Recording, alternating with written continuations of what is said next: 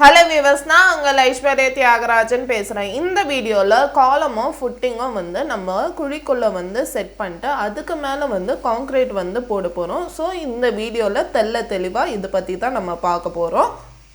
எங்களோட structural drawing வந்து பார்த்திங்கன்னா 3 விதமான காலம்ஸ் இருக்கும், ப்ளஸ் வந்து 4 விதமான ஃபுட்டிங்கோட சைஸ் இருக்கும். ஸோ அந்தந்த குழிக்கு வந்து அந்த சைஸ் என்ன வந்து பார்த்து நாங்கள் வந்து ஃபிக்ஸ் பண்ணோம்.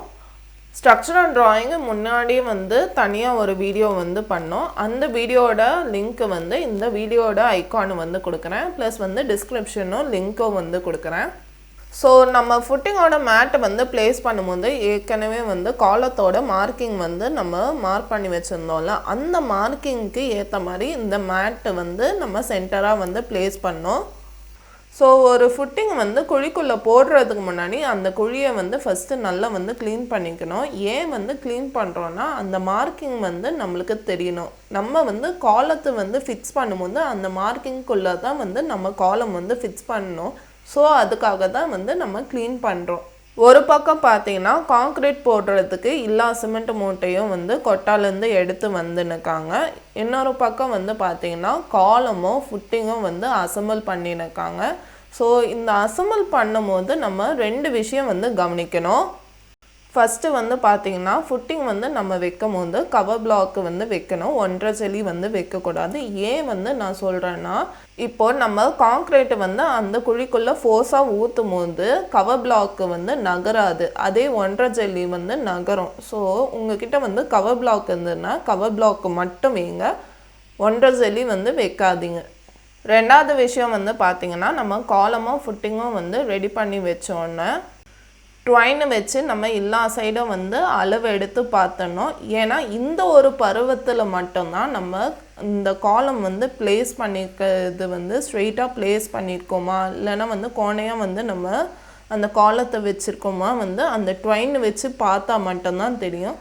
நம்ம கண்கூட வந்து பார்க்கலாம், பட் வந்து கண்கூட வந்து பார்த்தோன்னா அந்த அளவுக்கு வந்து நம்மளுக்கு தெரியாது. ட்வைனை வச்சு வந்து பார்க்கும்போது ஓகே இந்த காலம் வந்து கொஞ்சம் வந்து டீவியேஷன் ஆகிருக்கு. டீவியேஷன்னா என்னென்னா கொஞ்சம் தள்ளி போயிருக்கு. ஸோ இந்த காலம் வந்து கொஞ்சம் ஸ்ட்ரெயிட் பண்ணணும் நம்மளுக்கு வந்து தெரியும். இப்போ இந்த பருவத்தில் வந்து நீங்கள் ட்வைனை வச்சு வந்து பார்க்கலன்னா ஒன்ஸ் வந்து காங்க்ரீட் ஊற்றின பிறகு காங்க்ரீட் காஞ்ச பிறகு நம்ம ட்வைனை வச்சு ஃபுட்டிங் வந்து மார்க் பண்ணுவோம்ல பாக்ஸுக்கு, அப்போ வந்து ட்வைன் வச்சு பார்க்கும்போது எந்தெந்த காலம் வந்து டீவியேஷன் ஆகிருக்கு தான் நம்ம எண்ண முடியும், தவிர அந்த காலம் வந்து கரெக்ஷன் பண்ண முடியாது, அந்த காலம் வந்து திருப்பி வைக்க முடியாது. அந்த காலத்துக்கு கிங்க் பண்ணி தான் நம்ம கரெக்ட் பண்ண முடியும். ஸோ வைக்கும் போதே வந்து நம்ம கரெக்டாக வந்து ப்ளேஸ் பண்ணிட்டு அதுக்கப்புறமா வந்து ட்வைன் வச்சு வந்து பார்த்தீங்கன்னா உங்களுக்கு வந்து அந்த டீவியேஷன் உங்களுக்கு வராது. சில ஃபுட்டிங் வந்து நாங்களே 1.5 ஜல்லி வந்து வச்சோம். ஸோ கவர் பிளாக் வாங்கிட்டு அந்த 1.5 ஜல்லி எடுத்துகிட்டு காங்க்ரீட் ஊற்றுறதுக்கு முன்னாடி நாங்கள் வந்து மாற்றி வச்சிட்டோம். இப்போ காலம் வைக்கிறதுக்கு முன்னாடி காலத்தோட மார்க்கிங் வந்து லைட்டாக வந்து கீறி வச்சுக்கோங்க. ஏன்னா வந்து காலம் ஃபிக்ஸ் பண்ணும்போது அந்த மார்க்கிங்குள்ளே தான் அந்த காலம் வந்து இருக்கணும். ஸோ அந்த மார்க்கிங் வந்து கண்ணுக்கு தெரிகிற மாதிரி இருக்கணும்.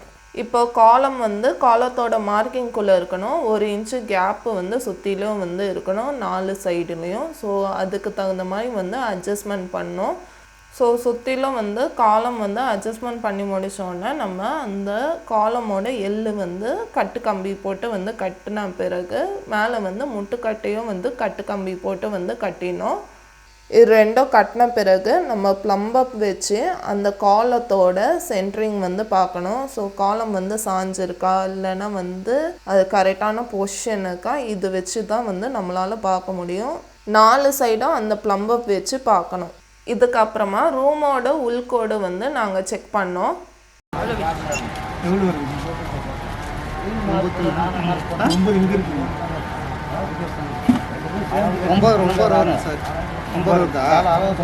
இருக்குதுங்க 2 இன்ச்சு லூஸ் நம்ம பாக்ஸ் மட்டும் இல்லைங்களா, 9 இருக்குல்ல. ஆமாம் 9 அடி 8 இன்ச்சு இருக்கு, பக்கத்துக்கு 1 இன்ச்சு கவர் ஆகும் இல்லைங்களா. 9 அடி 5 இன்ச்சு இருக்குங்களா, 2 இன்ச்சு கவர் ஆயிருந்தா ஒன்று போதும். ஸோ காங்க்ரீட் வந்து ஊற்றுறதுக்கு முன்னாடி எல்லா சைடும் வந்து ட்வைனை வச்சு வந்து அளவு வந்து பார்த்துக்கோங்க. ஏன்னா வந்து இந்த ட்வைனை வச்சு வந்து பார்த்து நீங்கள் கரெக்ஷன் பண்ணுற நேரம் தான் இது.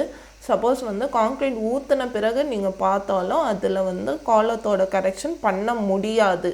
நாங்கள் இந்த விஷயம் வந்து மிஸ் பண்ணிட்டோம். ஏன்னா காலையில் வந்து காலமும் ஃபுட்டிங்கும் வந்து அசம்பிள் பண்ணியிருந்தோம். ஒரு பக்கம் வந்து அது அசம்பிள் பண்ணினுக்கும் போது இன்னொரு பக்கம் வந்து கான்க்ரீட் வந்து ஊற்றுனாங்க. இதில் நான் சொல்ல வர விஷயம் என்னென்னா, நாளைக்கு வந்து கான்க்ரீட் வந்து ஊற்ற போகிறாங்கன்னா இன்றைக்கி வந்து காலமும் ஃபுட்டிங்கும் வந்து அசம்பிள் பண்ணி வச்சுக்கோங்க. வச்ச பிறகு வந்து ட்ரெயின் வச்சு வந்து கரெக்டாக வந்து நம்ம வந்து அசம்பிள் பண்ணிக்கோமா வந்து பார்த்த பிறகு நீங்கள் நாளைக்கு வந்து கான்க்ரீட் வந்து ஊற்றிடுங்க. ஸோ அப்போ வந்து ஊற்றும் போது காலத்தோட டிவியேஷன் அந்த அளவுக்கு ஆகாது. ஸோ நாங்கள் வந்து கான்க்ரீட்டோட மிக்சிங் ரேஷியோ வந்து பார்த்திங்கன்னா 1:2:3, அதாவது 1 பங்கு சிமெண்ட்டு, 2 பங்கு எம்சாண்டு, 3 பங்கு முக்கா ஜல்லி. ஸோ இப்போ நீங்களே வந்து பார்க்கலாம் கான்க்ரீட்டோட மிஷினில் வந்து நாங்கள் எந்த அளவுக்கு வந்து பாண்டு வந்து போட்டுக்கோன்னா 2 பாண்டு சிமெண்ட்டு, 4 பாண்டு எம்சாண்டு, 6 பாண்டு முக்கா ஜல்லி. ஸோ நாங்கள் எல்லா ஃபுட்டிங்க்கும் இந்த கான்க்ரீட் ரேஷியோ தான் வந்து போட்டு முடித்தோம். சிமெண்ட்டு வந்து மிஷின்குள்ளே வந்து போடுறதுக்கு முன்னாடி நம்ம வந்து கொஞ்சம் வந்து தண்ணி வந்து போட்டுக்கணும். ஏன்னா வந்து சிமெண்ட்டு வந்து போட்டோன்னா அதுலேருந்து புகையாக வந்து வரும். ஸோ எல்லா இதுவும் வந்து எம்சாண்டும் ப்ளஸ் வந்து முக்காஜலியும் வந்து போட்டு நல்லா கலந்த பிறகு வந்து நீங்கள் வந்து ஊற்றலாம். கான்க்ரீட் வந்து ஊற்றின பிறகு வந்து பார்த்திங்கன்னா அந்த குழியோட ஆழம் வந்து எந்த அளவுக்கு வந்து அந்த கான்க்ரீட் வந்து ஊற்றணும் வந்து நம்மளுக்கு வந்து தெரியணும். ஸோ வந்து ஒரு 8 mm ராடு வந்து எடுத்துக்கோங்க.